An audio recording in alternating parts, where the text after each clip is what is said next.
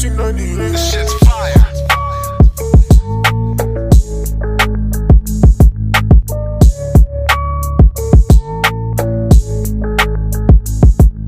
A really good time. A really good time. I'm really looking forward to this. I'm keeping that, by the way. It's recording. What is up, everybody? Welcome back again to Pin the Gas podcast. Team, baby. As always, I am Cool Jules, and I am joined once again by Andy and Delix, Ro, Chris, The Show, Simko, and with the honorable PTG nickname for the man who's joining us today, Mr. Real Deal, Dave Neal. What is good, Dave? Gentlemen, thanks for the invite. How you doing? Real Deal and Cold Steel. Good. We're doing good. Glad to have good. you, sir. No, thank you for the invite. It's It's a pleasure to join you boys. An honor to have you. And can I say you're doing a So- fantastic job as well. Oh, appreciate it, man. Thanks so Thank much. you. That goes a long way. Yes, we appreciate that. Just three dudes with the dream, and we're taking off with it wherever it's going. That's the thing, So- isn't it? That's the thing about a good podcast. You can have your structure of where you want it to go. You can have your questions and your answers and everything else, but sometimes they just go down a little hole and a little rabbit hole, and you end up finding out all sorts of different things about people. Oh, absolutely. Like we learned about a couple of people's like underwear sizes and whatnot. But anyway, now Dave, you were actually brought here by the show, so I'm gonna let the show go ahead and carry this one. Go ahead, brother. So, Dave, again, welcome to the podcast. And why don't we just start out by letting everybody and telling everybody who you are, how you got in the motorcycle industry, and where you're at today with it. Okay, as it says just on the screen down here, I'm Dave Neal. I am currently press officer for Rich Energy OMG Racing Yamaha, currently leading the British Superbike Championship with Brad Ray. We also have Kyle Ride alongside us as well, who is currently 6th in the championship. I've been a fan of motorcycle racing as long as I can remember. I'm maybe just a couple of months short of being 50, so 45 years as a motorcycle racing fan, whether it be Speedway, whether it be MotoGP, 500s, BSB. If it's got it doesn't even need an engine. If it's got two wheels, I'm all over it. From the early days, moving into this world is difficult. There are few opportunities to make yourself known.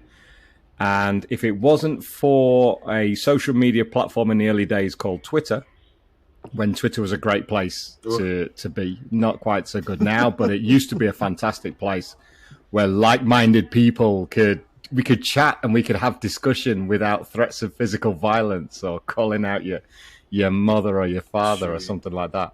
And you get to know people within the industry, people like Yamaha Europe. What is he now? I forget what he is. Yamaha Europe's communication manager, Ian Wheeler, who at the time was working for Mark VDS Racing. People like that, Charlie Hiscott, who is a producer on MotoGP with BT Sport and with Eurosport as well. And getting to know those guys and getting an understanding of how the system works, getting to know people inside British Superbikes, took me to a Twitter feed called Paddock Chatter, which was set up by a great friend of mine, Tim Teal. And he brought me into Paddock Chatter in the early days, and we started doing what were called Twinterviews. It was basically based on Twitter. That was all it was. But we grew that to 3,500 followers and beyond. Tim then handed it over to a guy called Matt Dunn. So there were 4 of us who worked on there. Myself, who was kind of the daddy of the group because I got sort of 20 years on the rest of the people I worked with. But one guy, Matt Dunn, who went on to be senior editor of social media at Dorna for MotoGP. Matt introduced emojis into the Twitter feed. He's the man behind doing the reels, doing the stories. And he also, if you listen to the World feed, he does the commentary with Neil Morrison on Moto3 and Moto2 free practice sessions. There was a gentleman who I'm still I'm still great friends with all of them now. A gentleman called Ollie Rushby. He is the head of PR for Yamaha UK now, and the press officer for McCann's Yamaha. So, as I'm sure we'll come on to, he had a really busy weekend at Alton Park just gone. And a lady called Alana Fellows, who is now a junior producer at BT Sport. So that then introduced us to riders in the paddock. I had a bit of time doing a bit of rider management for a young South African who came over here called Jordan Weaving. Was part of his team that took him to the 2014 Moto Star Championship, which is on the little KTM 250s. What were they? They were customer ones. That was a customer 250. A Northern Irish fella called Josh Elliott, who won the 2015 National Superstock Championship with Morello Racing. It was through Josh that I met the guys at OMG, who then eventually took me on full-time to be their press officer after doing 20 years of manufacturing and shift work and balancing a family and a growing daughter. And somewhere in there, I got divorced and met a fantastic new girlfriend and moved over to Lancashire from Lincolnshire. So basically from Cadwell Park to Alton Park. And Jennifer's been one of my biggest supporters since. And here I am now as a press officer and podcast guy as well. Long resume. That's a long resume. Good. I'm glad you're all still awake. Excellent. No, dude, Dave, like awesome. we were just engulfed Awesome. in the story. I'm like, man, this guy's been through some stuff. He's got merits. Yeah, it's been a lot. It's been a long journey. You know, I'm not the youngest guy in the world to be doing this, but I think in a lot of cases for British Superbikes, you have to have a knowledge of the sport and the people within it. The social media side is good. But while you're at the circuit doing the press officer role, you need to know the people. You need to understand your riders as well. And then the podcast side of things. You guys, you'll know of MotoPod, right? You heard of MotoPod? Yes. Mm-hmm, Yeah. mm-hmm. So Jules Chisak, Bob Hayes started it maybe 12, 13, 14 years ago. That was where I first started doing podcasts. It was an internet radio show at the time. Oh, wow. They're on to they've just done episode 700, which beggars belief. Shit. So Jules Chisak, Jim Race, Goddamn. Martin Darlington, they were the guys that started it off in the early days. Jim Race brought me in off the back of Paddock Chatter. Here's one story for you. I joined MotoPod in September 2013. Basically off the back of Paddock Chatter, and a friend of mine, a guy called Wiggy-san is his Twitter handle from Leeds. He said, well, why doesn't Dave do it? He's into his bikes. He knows what's going on. Let him become a host on the show. And he can cover BSB and do that side of things. And they said, okay, we'll take him on. And they had a gig lined up at Silverstone for MotoGP, which Martin Darlington, a great co-host on MotoPod, was supposed to go down to. And they said, look, Martin can't make it. He flies air ambulance, where he was living in the Northwest at the time. He was living near Chester. And they said, look, will you go down to Silverstone and do a couple of interviews for us? What? Really? Yeah, sure, no problem. Okay, whatever. Yeah, fine. Who do you want me to interview? Jorge Lorenzo. I'm sorry, Oh, what? wow. What? My man. What? My man Jorge. That's nice. So my first... Was it Prepared for something like that, Neal. Andy, you can't, because you've no idea what's coming. I genuinely don't know, because I'd never really been in the MotoGP paddock before. I developed a good friendship again via Twitter with oh man, how's his name fallen? Alex Briggs. Why is his name even just falling out of my head? This is the problem being on the other side of the questions, boys. That's the difference. Yeah, right. It's okay. Yeah. It's okay. Formed a great, I'm not used to this. I ask the questions, not answer them.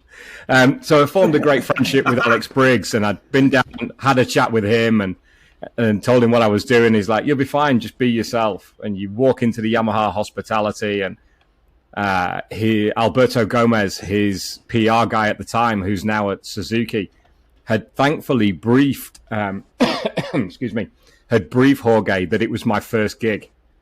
And the phrase I'll use, I've used it all the time since, is I was shaking like a shitting dog. It was incredible.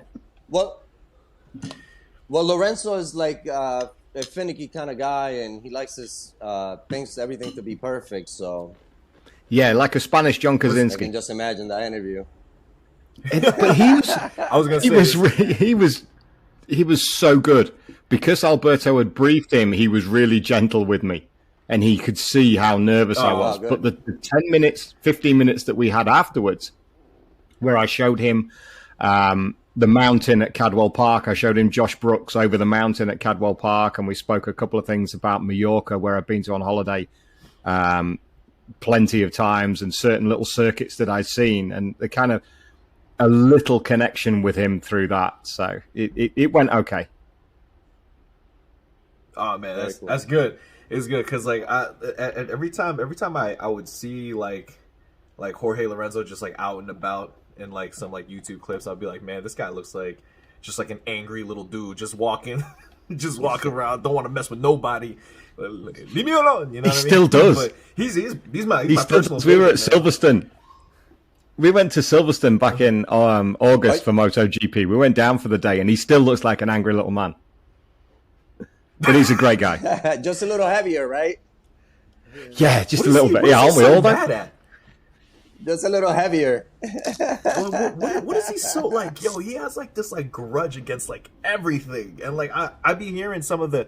I think these are probably like older interviews, but like I just hear him smack talking the new riders now. Like, oh man, if I was there, I would da da da da. And I'm like, bro, just shit your retired ass up, man. Just sit down.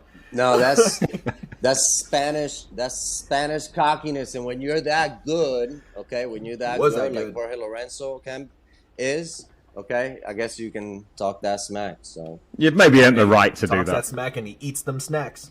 Yeah, absolutely earned the right. I'll tell you that. So then after spent 120 episodes on MotoPod with various more interviews. Spent a lot of time with my co-host that I'd spent most shows with, a guy called Harry Lloyd, who is now Paul Espargaro's press officer at HRC.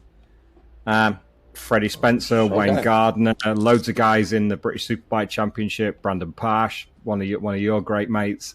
I think we did 110 different interviews over the years. So yeah, I've been very, very. I'm a fan that got lucky. That's all I am. A fan that got lucky. That's cool. what we're that's what we're trying to do. We're trying to right now. Yeah, we're going through that. I mean, with PTG being the way it is, walking across the Moto America paddock, people are pulling Andy aside. People are pulling me aside. Like, and I'm pretty sure once they come back to Virginia next year, they're gonna be pulling Chris aside. Like, yo, like, I heard this, and that. I want to be on your show because I want to talk some shit. And like, to us, it's surreal because we just started and we don't really have the views like that, but we're getting the quality guests such as yourself. So it's like, man, like we're doing something here. Like we have names. What the fuck? It's overwhelming. Yeah, I can't. It is weird, and it's still weird now. And I if you never lose that, because even now, for the people that I've interviewed and the people that I've chatted to, it's still really strange to me that I do what I do and I get to talk to the people that I do. That I'm sat here talking to you guys. It's like, why me? You know? And it's the same when I'm talking to Shane Byrne. Saying the same thing about you. No way. Nah. The harder the work, the luckier you get. Oh yeah. I appreciate it. I agree. I was like, because like I told my friends who aren't really into the sport. And I'm like, yo, we got somebody from this Rich Energy race team that's about to come talk to us.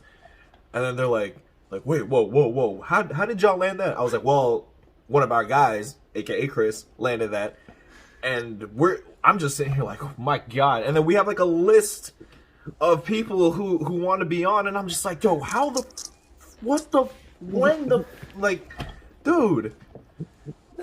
It's right, but when you're good, people will come to you. It's how it should be. You know, you're getting the word out there, and whether it's Moto America, whether it's BSB. I spoke to Chris earlier today, and he said there's a road race guy coming on. I'm not going to say who it is. We'll keep that low key. But there's a road race guy coming on next week, and you know, I've got a couple of chats lined up for my show at Donington Park. But I've gone easy for a change. I've got Brad and Kyle. So I've worked with them every day.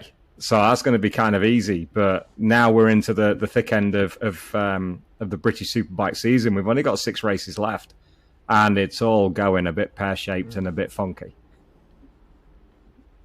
When does the BSB season start for you guys? It starts on Easter weekend, which is usually mid-April, somewhere around there. And we have 11 rounds. And it's still cold. Oh, and it's still cold. Yeah. Testing's even colder because now over the last 3 or 4 years, maybe a bit longer, the BSB regulations say you can't do overseas testing. So the guys with the teams that are well-funded would head off to Spain for 2 weeks in 20-degree temperatures and just turn laps at Cartagena or Monte Blanco, Almeria, wherever they want to go to get their bikes ready. But now we can't do that. So everybody has to turn up at Snetterton on a freezing cold early March weekend and hope that the weather plays ball. Oh, Lord have mercy. So the British Superbike, is it a double race weekend format, correct? You guys race on Saturdays? Spring races. Sundays? Yeah, 3 races, the same as World Superbikes. We have a sprint race on a Saturday afternoon and then 2 full-length races on the Sunday afternoon, which was brought in during COVID times to make it a full championship. I think we only ran 6 rounds during COVID. We were quite fortunate to get the series off the ground, and you know, a big tip of the hat to Stuart Higgs and his British Superbike team for actually getting some racing going.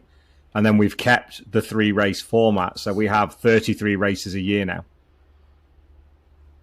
Jeez, nice. Very cool. So, Dave, you go out with the boys and get on the track and race and everything like that? No. Do you be turning laps? No, my riding ability is far too low for that. We went to Cartagena at the end of last year on an end of season trip. Yeah, it's exactly that, Jules. Most of my corners are shaped like a 50 pence.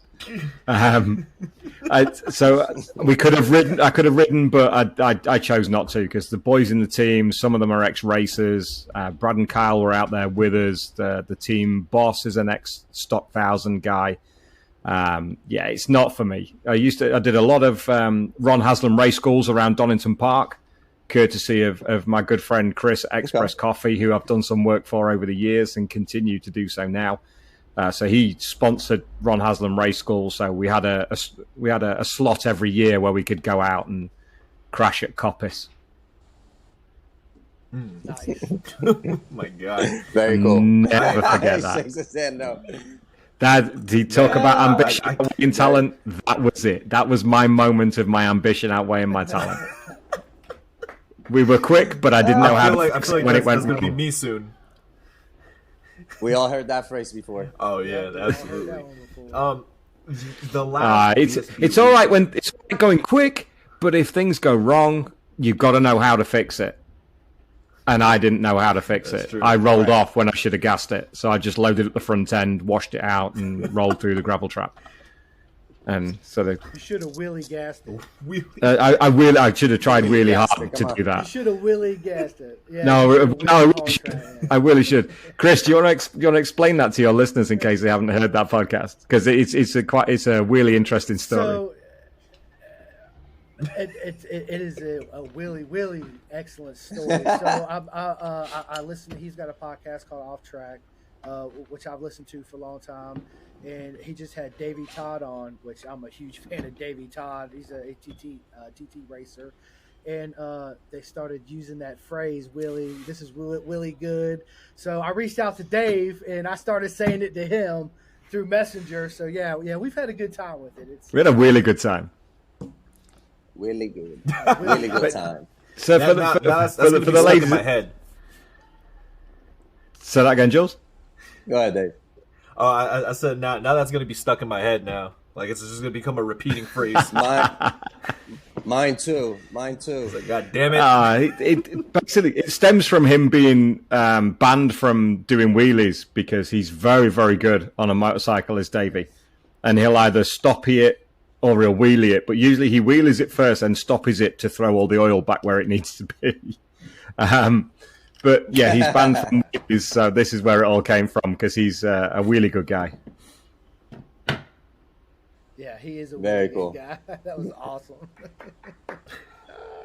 Yo, that's wild. So yeah, that's my background, and now we spend motorcycle British Superbike weekends looking after Brad Ray and Kyle Ride and doing all the social media for Rich Energy OMG Racing Yamaha. So all the posts on Instagram, Facebook. I work very closely with an ex-British Superbike champion called Tommy Hill, who won the championship in 2011 in that epic final race against John Hopkins, your countryman. Tommy does all the graphics for us. Yeah, he did it. He beat Hopper by 0.006 of a second to take the title in 2011. He did at the line. Yeah. Still one of the most epic finishes. Epic finish. So Tommy does a lot of our graphics. I do the photographs, he does the graphics, and we work very well together. And that makes up the Rich Energy OMG Racing Yamaha social media side. That's sick. Nice. I've been following a little bit of what you guys are posting because the one thing that drew me in. So before I knew officially of who you kind of were, Chris was like, oh, he runs this race team. So then I'm like, all right, let me check out their Instagram. Let me check out the website.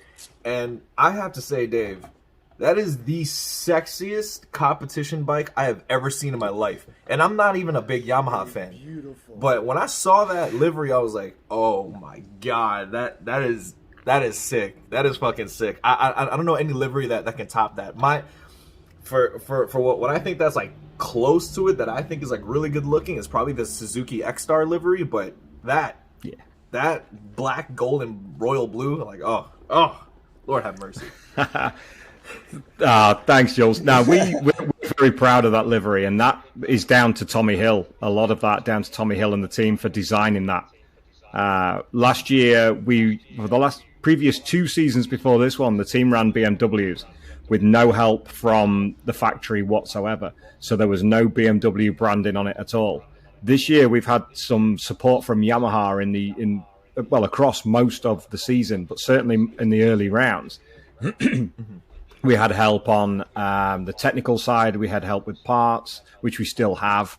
And we had help on the electronics side as well, just to get us in. The idea was that Yamaha Europe and Yamaha UK wanted the R1 first, second, third, and fourth.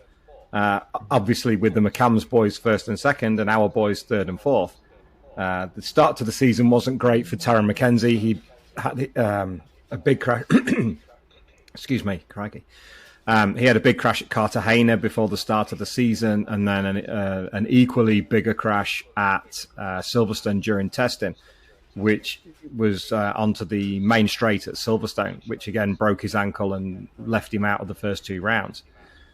So the idea was that we would do that, but then I don't think anybody really sort of got to grips with the idea of how quick Brad Ray was going to be on the Yamaha R1. He's been sensational this year. He's been an absolute dream to work with. But the color scheme, and we have we've got a lot of fans through that livery. It's very popular. Dude, right here. I told them straight up in the chat when I first saw it, I was like, yo, what the fuck? Like I started showing my friends, I'm like, yo, look at this R1. Like it's ridiculous. When you bring up Brad Ray, I'm very new to the whole BSB scene. I'm a fan. I don't know how this works, but there's our livery. Nice, yeah. It's the one that you have it on your page, yeah. Yes, beautiful. So beautiful. So beautiful. That's our livery. That's Kyle Ride. Yeah, so I'm new to the whole the BSB scene, and I was watching a race. I think it was from 2 weeks ago. It was one where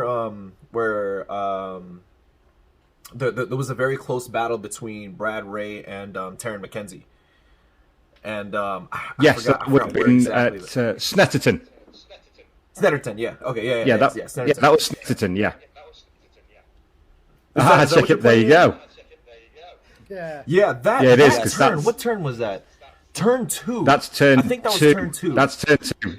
I can even see that from here. Yeah, that's turn 2. We're lap 9 out of 16. Turn 2 has to be one of the most ridiculous turns that I've ever seen riders bottleneck in, and the way that Brad Ray and Kyle Ride got out of it alive was everything to me. Like, I was hooked on that race because that track was insane. It's one of those places where, for the opening of any race, for the opening lap of any race, is where you suddenly sort of watch it like that. Because you know that somebody's going to make a lunge, somebody's going to come in, and you're just going to pray that it's not your rider that comes out on the end of it. Yeah, exactly that, Andy. You pray that your rider doesn't come out, on his arse on the outside of the curb. So, yeah, it's quite a flat circuit, but so it doesn't help because it's Norfolk. It's very, very flat. There are no mountains or hills in Norfolk at all. So it's just big skies. And the references and the markers, and most people are going into that turn over the weekend on lighter fuel loads. This is where the problem comes. So they go into that turn on the opening lap with a full fuel load. All of a sudden, your braking markers change. Your braking markers are just a little bit further back than you realize. All of a sudden, they go in the usual place and they can't stop. So, yeah, it's just a little bit of it's just a bit of race management, really. But it's racing at the end of the day. Right, because I was like, I was watching how close that sort of hairpin is, and I'm just like, dude, WTF, bro? Like this is just a recipe for disaster. And there was a lot, but it was also not only a hot zone for a lot of crashes, but it was also a hot zone for a lot of overtakes. I forgot one of the BMW riders' name, Buchan or something like that. Like, he overtook a lot in turn 2, and then which kind of impressed me more, the way that Brad Ray and Kyle Ride were able to manage the race like almost seamlessly, almost flawlessly, and the fight between Brad Ray and Taryn McKenzie, that was insane. I was like, that was probably the point where I was like, I need to watch. I have to watch a full season next year. I have to at least go to one race. PTG trip, boys. BSB. I'm down. Come on over, boys. We'll look after you. No problem at all. You've been my guests for the weekend. Absolutely no problem. Awesome. That'd be cool. Thank you. Awesome. And I've always wanted to try Rich Energy. I don't know what that anytime. tastes like, but I want to try that. Yeah. We'll get you some of that as well. Take you up on that for sure, Dave. Yeah, come on over, boys. You've been more than welcome. Now, Jules, do you know how the BSB season works? Have you looked into it that far yet? Not necessarily. I just kind of just watched a couple of races here and there, but I didn't. Okay. Our season is split into 2 parts. The first 8 rounds are the regular season. During that regular season, you accrue normal race points, 25, 20, 16, so on and so forth, down to 15th. But if you finish on the podium, you get 5 podium credits for the win, 3, and then 1. That's vital for the next part of the season. So at the end of Snetterton, the top 8 riders had their points reset to 1,000, and then any podium credits added to that score. So the first 8 races then become history. It becomes a 9-round championship between 8 riders. Nobody else other than those 8 riders can win the championship. But the other riders that are outside of that can obviously interfere, and they're still racing for their careers and racing for, they still get podium bonuses and bonuses based on position. So the racing still continues, but there's so much more at stake. when you're racing now for 25 points. If you take last season as an example, it was Taron McKenzie and Jason O'Halloran who were battling for the title all season. Jason had built up a 107-point lead before the showdown. When the showdown started at the next round at Alton Park, it was 31 points. And now you're racing for 25 points per race, not just 5. Everything takes on a whole new feeling. And that was this weekend just gone at Alton Park. They were the first 3 rounds of the 2022 showdown. Holy shit, dude. So now it's around intense. Yeah, that's like it's around the time where people are trying to kill each other. Okay, makes sense. Yeah, I definitely gotta watch it a little bit more because it's fine. It's okay. MotoGP should be expecting. I mean, the showdown has its fans, and it has a lot of people who aren't fans of it because for some people it feels like it's a bit contrived. But for me, you know what you're signing up for at the start of the season. It's not going to change. It's been around now for 11 years. This system has been in place since 2010. So this is the 12th season. So really, people should be used to it by now. And the same with the riders. They know what they're signing up for, but the pressure changes and the racing changes dramatically. If you think Snetterton was good, some of the racing from Alton Park was incredible. And it will be again because we're back-to-back now at Donington. So I go to Donington Park on Thursday morning. I only came home on Sunday tea time. So we're back-to-back and the juggernaut keeps rolling. Dude, I can't wait to watch. Very cool. Wait to watch. Donington Park in the MotoGP video games is probably one of my worst tracks that I suck at. Andy, you said you wanted to say something, bro? You said something earlier. Well, I mean, the great stories that they had, and I wanted to reframe more into like how the process that you go through setting up for a weekend, like what you're talking about, like Donington or something. Obviously you have to prep yourself for questions and things like that. Maybe you can reframe a little bit more, explain a little bit more, because this is what we go through. Doing a little bit of homework prior to inviting a guest. Sure. And it's the same on the podcast as well. It's I always have next to me, I always have their career history and maybe some additional questions that I want to ask should it need to be brought back on track, or if we go off on a tangent and we need to bring it back a little bit, then there's always a couple of questions to come in. But invariably, I'll let it go organically. And the last couple of chats that I've done, I haven't had any prep notes for. Davey Todd was off the cuff, and I think a couple before that were as well. The Kev Stevenson chats were pretty much off the cuff as well, who is Taron McKenzie's, Taron McKenzie's mechanic, and he builds most of the Yamaha engines. Great guy with a lot of history in the sport.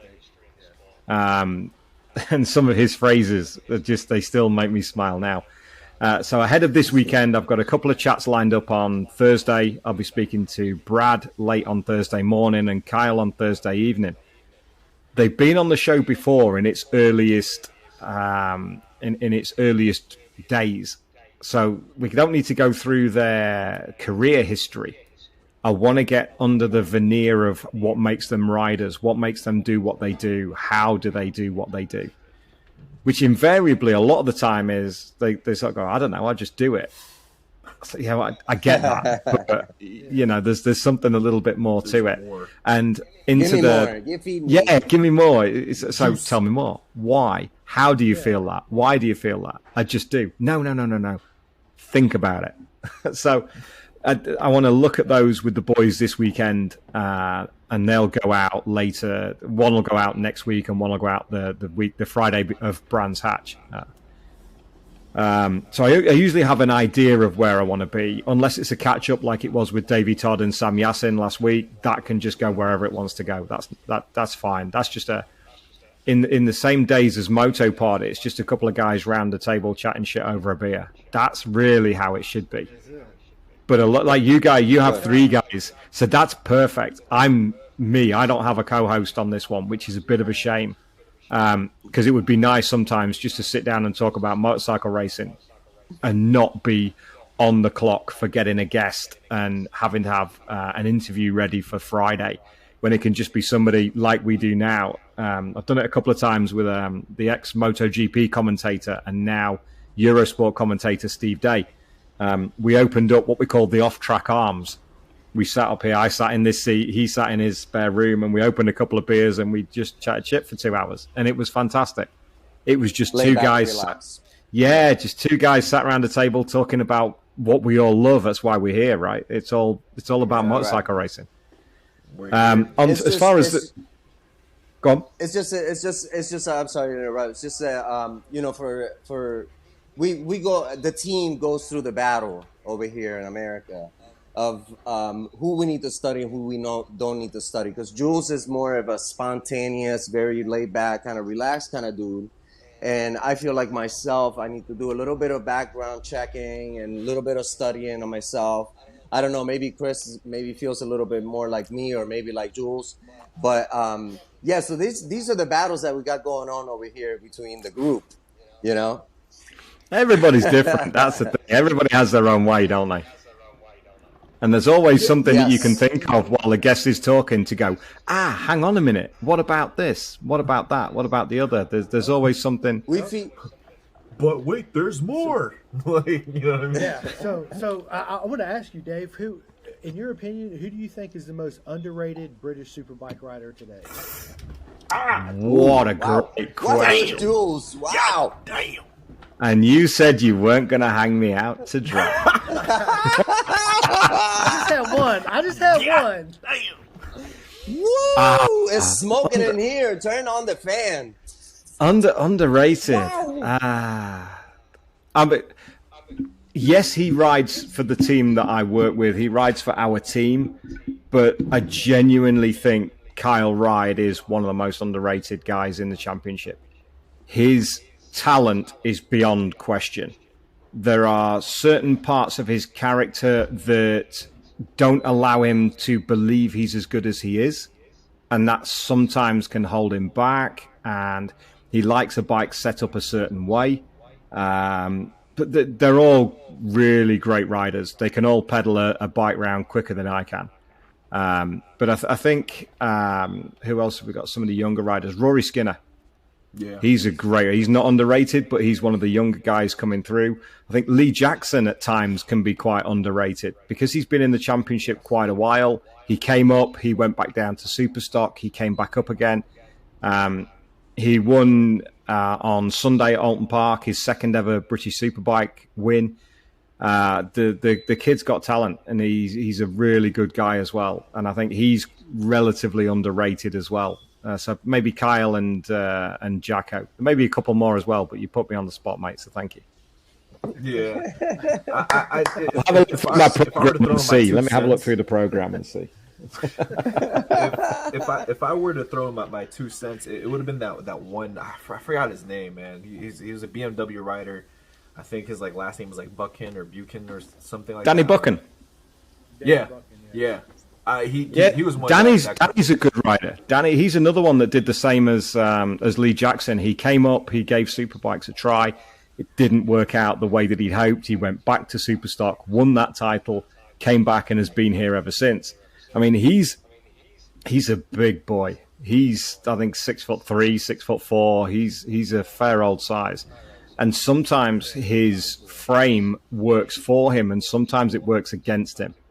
So places like Knock Hill, where you need the big levers and you've got to pull the bike side to side, and Cadwell, he has great results at those circuits, but he needs the consistency of having the same results at other circuits as well. So yeah, I'm happy to throw Danny into that mix as well, and a really good guy as well for a Southerner. So he's pretty much built like a middleweight MMA fighter. He's 6'5", and he's all arms and legs. He's everywhere. Peter Hickman's the same. He's really tall, and see something like that. He's 6'3". I mean, Brad's kind of the same build, but not quite as tall. And then you get is that Cadwell Park behind you? There's my home circuit. Look. Yeah. Is that what it is? Yes. That's Cadwell Park. Yo, this 100%. This 6'3". This guy's tall. He's a tall fella. Yeah. Is it NBA? My God, Yeah, and he's riding motorcycles. Yeah, and he obviously has to Jesus. keep his weight down. He has to, he doesn't want to be too heavy to do what he does. But yeah, I think that there's a lot of guys in British Superbikes that are super talented. Maybe they haven't had the opportunities that other riders have had. There's some fast young kids coming through. Liam Delves, there's Josh Owens, there's Dan Jones, who, if you're watching the race at Cadwell Park, you'll see his issues there when he smashed his collarbone going over the mountain. So there are some fast young fellas coming through, but maybe not just yet that have made it into Superbikes, that are coming through Super Stock, Super Sport. Names to watch out for, like Brad Peary and Charlie Nesbitt and guys like that who are still in their early 20s, but have still got maybe 10 or 15 years left to offer in British Championship. Right. Have you ever been to the Isle of Man before and watched the races? I'm still getting over spending 15 nights in a camper van there in the summer. Tell me the experience, because it's on my bucket Yeah, list, Dave. tell I us. really want to go. I'm The intrigued about that too, Dave. The experience of 15 nights in a motorhome. Yes, absolutely. I think I'm gonna do I need that. it all. 15 I need nights. the whole need thing. it. We want to do the 15 nights. You want the whole 9 yards, don't you? Yes. I went to the TT for the first time with my girlfriend Jennifer in 2018. We had 4 days out there, and we turned up on the Wednesday night when unfortunately Dan Neal got killed in a terrible incident on the first night on the Wednesday night of practice for the Superbikes. And that was my introduction to the Isle of Man TT. So going into the paddock, and the whole vibe of the place is completely different to short circuit racing. I know that sounds really obvious, but it is. And it's something you have to learn, because you talk to the riders in the British Superbike paddock, and 99.99% chance they're going to come back and you're going to see them later. The ethos of the TT, you can't quite be that blasé. Do you know what I mean? It's when you see the boys in the paddock that it's you're walking around the paddock, you're up in the assembly area before they go up onto the Glen Crutchy Road, and you see the guys that and it's just there's a bit of eye contact, there's a thumb up, and it's go well, mate, and then you just keep walking. And that's how it changes. You can't be the excitable kid in a sweet shop that you can be at British Superbike. There's a whole different vibe to the place. The first week is great. The first week is all practice, so that all happens in an evening. So you have all day to get the bike ready and to sort of get your bearings a little bit, and then it all kicks off. And I find it a really, really emotional place. I'm a bit of a soft touch in a lot of ways, but the TT itself, we did the build up through the week. Everything went okay for us. We had a bit of an issue with the Superstock bike, and they wouldn't let us run it for whatever reason. We were told that just Andy, turn around, they're going over the mountain.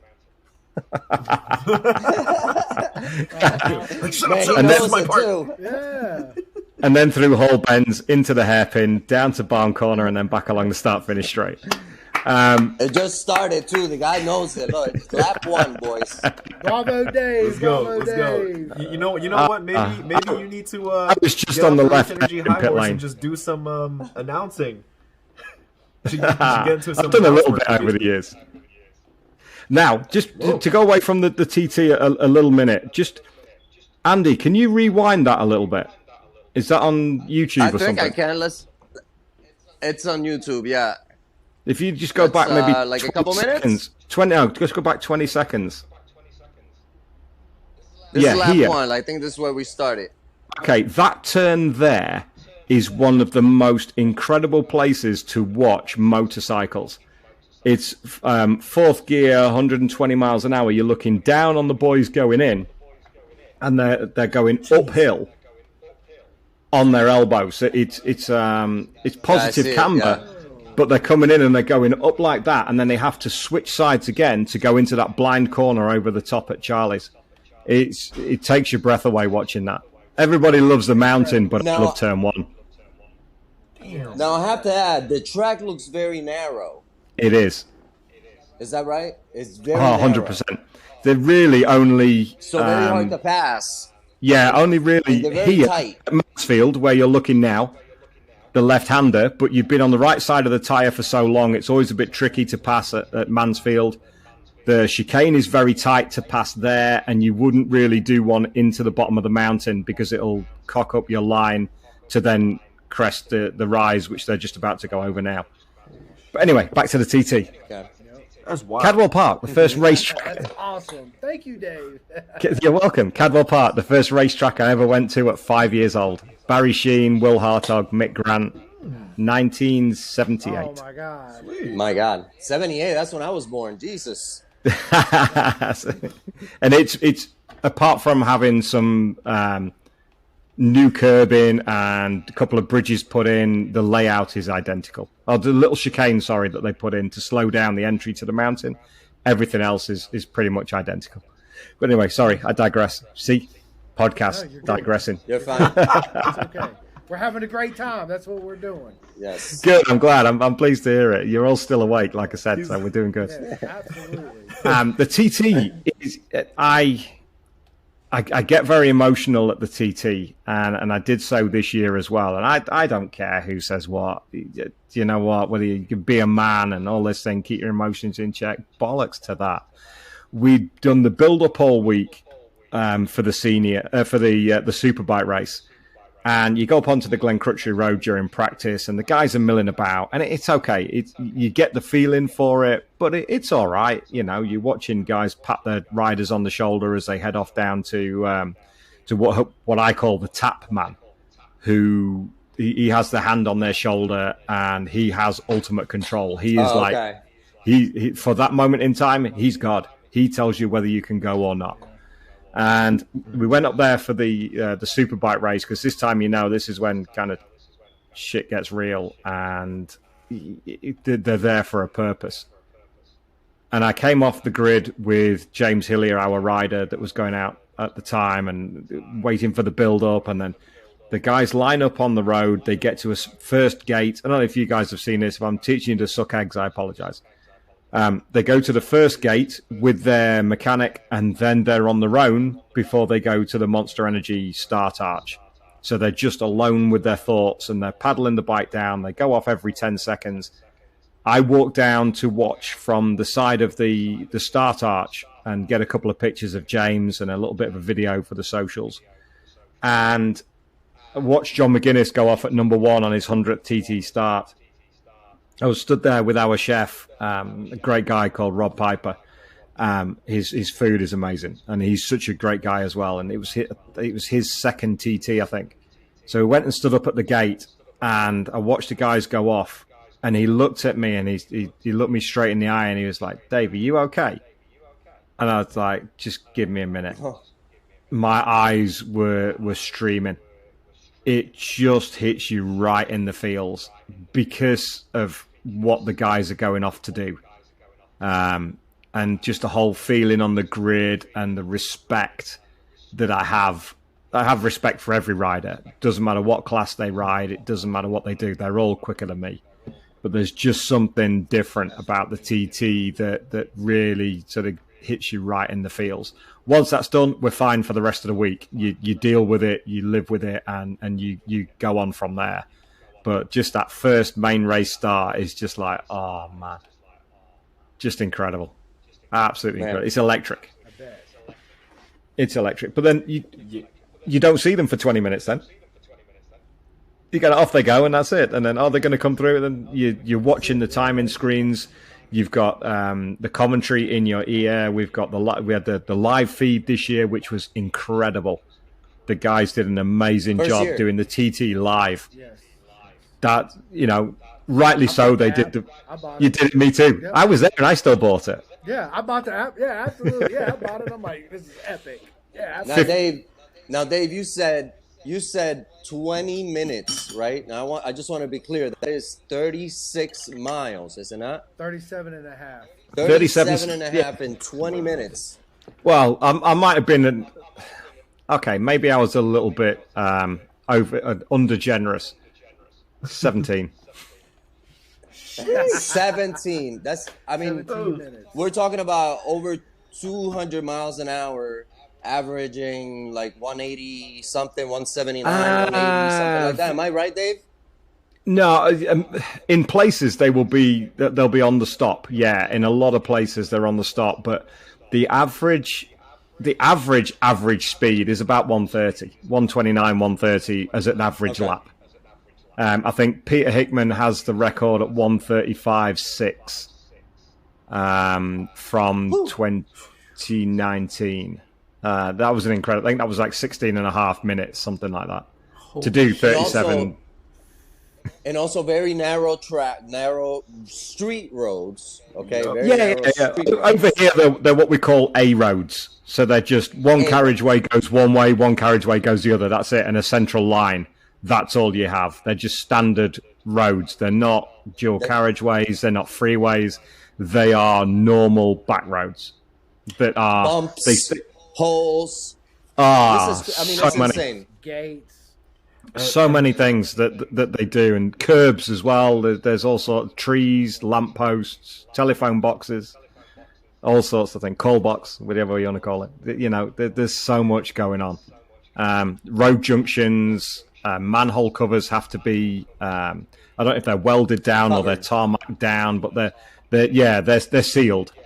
And the roads are getting better when they resurface it. It's becoming better and better. But there are still points that are really rough and really bumpy. But then you have the other side of the TT that sometimes people will experience it, sometimes they won't. It depends what happens while they are there. But when you're there for the full 2 weeks, if something goes wrong, you know, and you feel it, and you have to wait. And some of the things that no, I didn't witness any incidents, thankfully. I've heard a few descriptions of things that have happened. And when the one thing that hit me the most this year was the power of the red flag.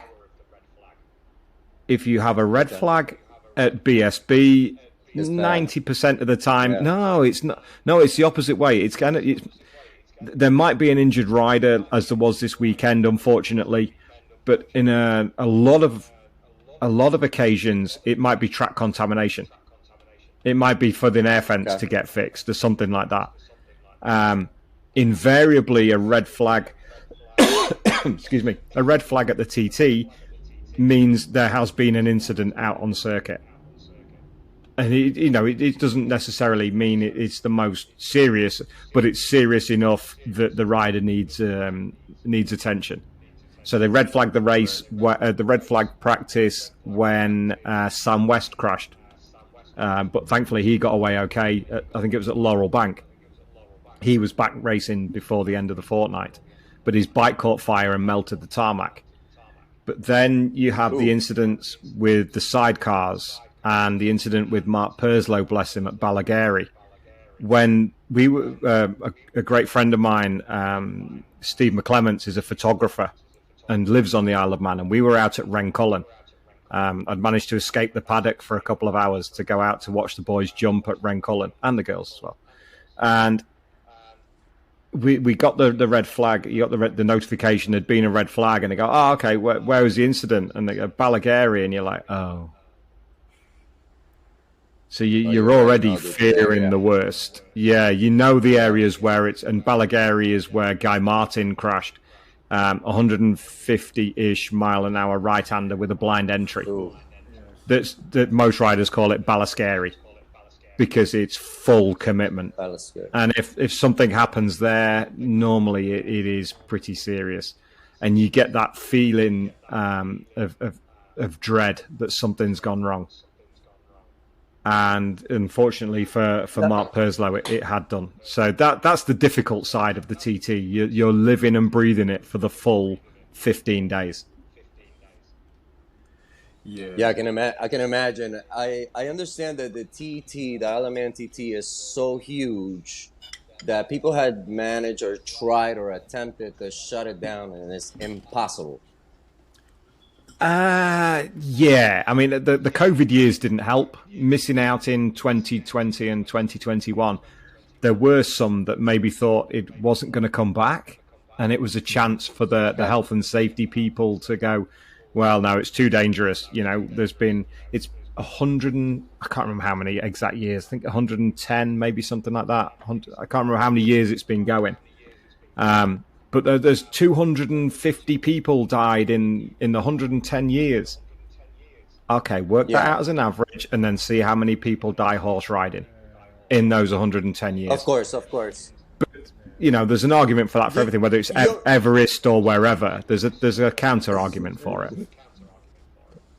Exactly. I was just going to say that. Yes, sir. Yeah. But from that point of view, you know, that nobody has a gun to these guys' heads. They want to do it. It's what makes them feel alive. You take that away from them, and they're not the guys that they want to be. It's the joy of getting out there, racing a motorcycle against the clock, testing themselves to their ultimate ability, and to try and be the fastest against the clock. It's the purest form of racing. It's you against Father Time. That's it. That's awesome. The challenge. Exciting racing too. Shoot. I don't know. Speedway's pretty cool. Yeah, But no, it is incredible, and because there's so much riding on it. But yeah, it didn't get shut down. It brings too much money into the Isle of Man government and to people on the island who rent houses out.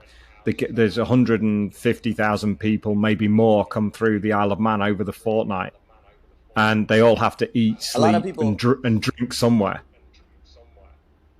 That is correct. A lot of people don't know. A lot of people in America don't know about the Isle of Man, the TT. It's located between Ireland and the UK. And yes, a lot of citizens of the island rent out their homes and leave, I understand, on vacation during the race. And I can just imagine how emotional the race can be, and how, you know, hairy, and make your hair stand up, and just walking through the paddock and seeing the racers there. It has to be an amazing feeling. I would like to experience that one year. Probably just 1 year, because it's got to be very emotional. Yeah, it is, and I would recommend it to anybody to go at least once, because it doesn't matter what I say, it doesn't matter what anybody else says who's been there, and until you get there and feel it for yourself, that's when you go, that's what he means, because then it's all very personal to anybody that goes. And there's guys that only go to the TT. They don't do British Superbikes or MotoGP. They're all road racing fans of the highest order. So to that end, the fans are passionate. They're respectful. They're incredibly knowledgeable, as most motorcycle racing fans are. Really, that's why we do what we do, because we're fans. We've got a bit of knowledge, and we've got, you know, I've got a face that'll keep kids away from the fire. So it's not a problem when you look at it that way. Right. I got a face for a podcast, not a video one. It looks like Andy dipped out. But nature break. I mean, to add to that, I mean, I'm new to the sport. There are a lot of things that I'm trying to absorb. I've only been about two and a half years, going on 3, into getting into motorsports. I've done marshalling events. I've been to plenty of races. But the TT is definitely something that, because I'm an emotional guy myself, so I feel like the energy that I would experience being there would be a little bit of excitement, and also a little bit of like a, whoo boy, here we go, whew, you know what I mean, like a little bit of like eerie in a way, but not like in a point where like it should scare people. But it's just like, yeah, no, it's morbid. Some shit has gone down in these races, and yeah, there's nothing morbid involved about it. I got into a routine of every morning we'd be up at sort of 7:30, have a bit of breakfast, courtesy of Rob, and I'd walk down to the awning, see the boys were in there if there was nobody about, and I would go then and sit up on the grandstand on the start-finish straight. Very, very few people about. All the trade stands were only just opening up. And I would sit every morning on the top of the grandstand and take in what had happened the day before, wonder what the day ahead would bring, and just have 10 minutes to myself with a coffee, just taking it all in, processing it, trying to understand it as best I could. Big deep breath, boom, straight into the day again. Here we go. Let's see what today brings. Right. 15 days I sat on that grandstand. Yeah, I can't imagine what that moment of reflection is like, where you're remembering what happened yesterday, and it's playing like a film in your head, and then you're trying to kind of just foreshadow what's about to happen next. You kind of like map it all in your head. Like I get that feeling. It's what I do when I play like my other sports. I play basketball, so like, you know, before I have games, that's what I would do. I would just kind of like sit in the bleachers, just by myself, ball in hand, music or maybe not, and I'm just kind of like playing what the game is gonna look like in my head. So with that being said, we hit the 1 hour mark. I want Chris to, if Chris has anything else to say, and then you know, we won't take too much of your time, Dave. You know, it was great having you. So Chris, you guys are at work. You guys are at work. I've got all night. Yeah, I know. Yeah, I'm at work. Jules has got to go. But Dave, I just want to say I appreciate you coming on. It's been an honor, an actual honor to have you on, and hopefully you'll come back on again and do a part 2. Gents, anytime. It's absolutely my pleasure. Thank you so much for inviting me on, and keep fighting the good fight. You guys are doing a great job. I love listening to the show. I love watching the videos. You're introducing me to new people as well. So, yeah, just anytime you want me back on it, if you run out of guests and you've got nothing else nobody else that can step in, then, yeah, by all means, just drop me a message. And after I've got 2 weeks now, and that's our season done. So, you know, through the winter, whenever, you're more than welcome. It's been an absolute pleasure. Thanks, fellas. Yeah, absolutely. And I'm going to take you up next year and come out there and see a British Superbike race with you. All of us. He's gonna do take it. me You'd be more than welcome. Yep. Yes. All of us, for sure. We'll get you some hospitality. We'll get you a bite to eat. We'll get you some coffee. We'll get you some drinks. And we'll do the garage tour and introduce you to the boys. It'd be absolutely my pleasure. Nice. Dude. Awesome. Thank you, Dave. Thank you. Now, And some My cake. pleasure. I want some cake. I hear you guys love cake over there. Mate, that's why I wear a black hoodie. You can't see how much I love cake. Now I guess awesome. before I close out the show, Perfect. Dave, if you can just tell people where they can find you if they want to know more, what pages they should follow on Instagram, or et cetera, et cetera. Plug yourself in. Thank you. Well, first and foremost, the podcast side is Off Track and Off Track Podcast, Twitter, Instagram, and Facebook. Give us a search on there. Obviously, the race team as well is OMG Racing UK across all the channels. We also do TikTok as well, which, being nearly 50, is a struggle, but I'm learning it slowly but surely. And also my own. I'm Dave Neal on Twitter, Dave Neal on Facebook. If you're friends with Chris and with Andy, you'll see me as a mutual friend on there. And on Instagram, I am the Dave Neal, because somebody else had already taken Dave Neal. There you go, myself and Jennifer, and my daughter with Josh Elliott at the top. That's it. Thanks, Andy. The real deal, Dave Neal. Everybody, thank you. I think I might use that. Thanks, Coming Jules. into our Thanks, show. boys. Now, Thank you, David. For the We rest appreciate of you. Thank you so much. For the rest of you who've been watching, Anytime, fellas. if you like us, leave your opinions in the comments down below. If you don't like us, leave it in the comments down below. If you think Dave Neal is wearing too much black, leave it in the comments down below. If you think we should be doing this while we're working, leave it in the comments down below. Until next time, subscribe, like. I am Cool Jules, Andy and Alex Rowe, Chris the Show Simco, and the real deal, Dave Neal. You guys have a wonderful day. And we had a really good time. A really good time. We had a really good time.